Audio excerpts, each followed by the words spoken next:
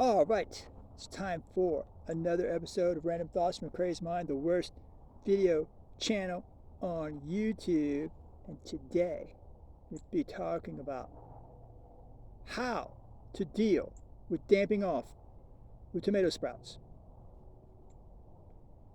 I just thought of this video because I just had a tomato that damped off, and I remembered that I was going to do a video about this subject, so here it is. What happens when you damping off? Let's talk about what that is. You have a tomato sprout.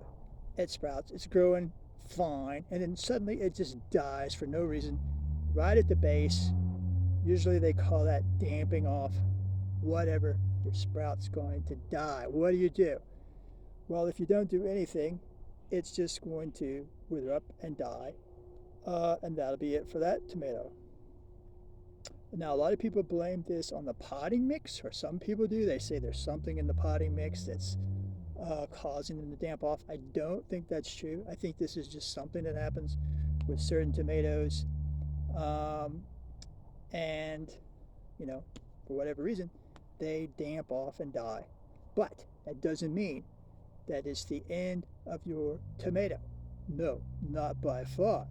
What do? You just actually take the tomato sprout, snip it off like something like that. You see the bottom there where I just snipped it off. And then you just stick it in the same potting mix. Even if it's got the so-called contamination, you will find that even in the same potting mix, this tomato sprout will grow just fine. And that's what I'm going to do with that one. And I've tried this numerous times. It works basically every time. Pretty much this tomato sprouts don't even know that they anything even happened to them, because they barely have any roots to begin with. So as long as you keep the little stalk, which is